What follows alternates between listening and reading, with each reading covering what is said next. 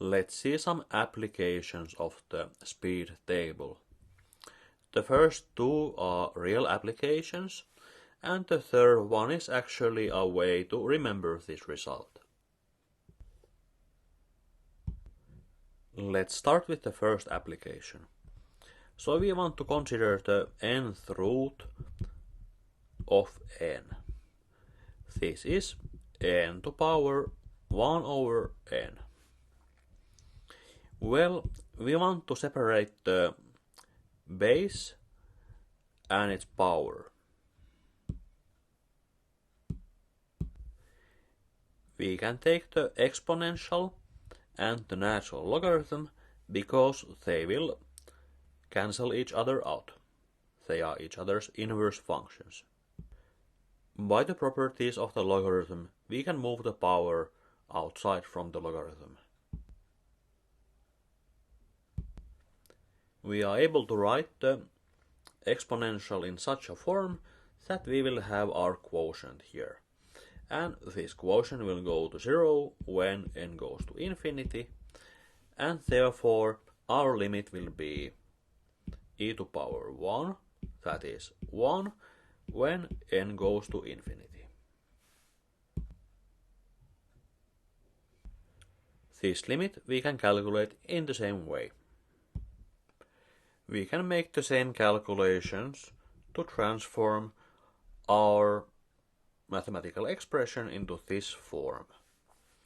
Now here the power, we can find that its limit is 0. So the limit of our expression is e to power 0, that is 1. If you forget this limit, but you know how to calculate, you can find the value of the limit. Let's study this expression and write it in such a way that we have e to power of the natural logarithm of this expression. Let's then move the power in front of the natural logarithm.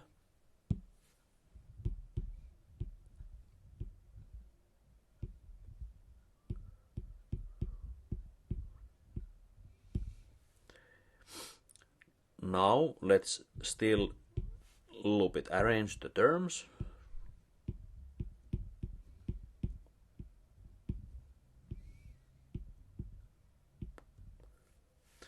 Now we see that the numerator goes to natural logarithm of 1, which is 0, and the denominator goes to 0. So we can use the L'Hopital theorem here.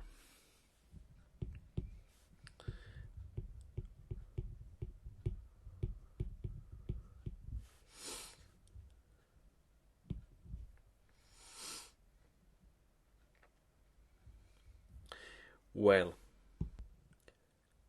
now it is a little bit more clear. We can express the logarithm in a little bit different way.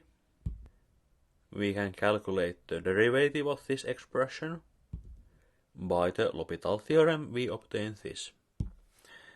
But now this expression here seems to be equal to n over n plus 1 times n.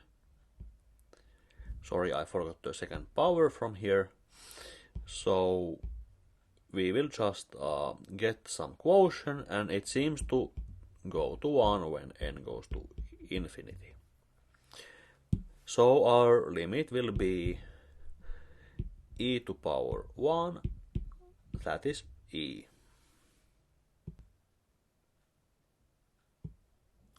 So by using these formulas we can prove this limit. Of course there are many proofs for this limit, and I think we have seen one before already.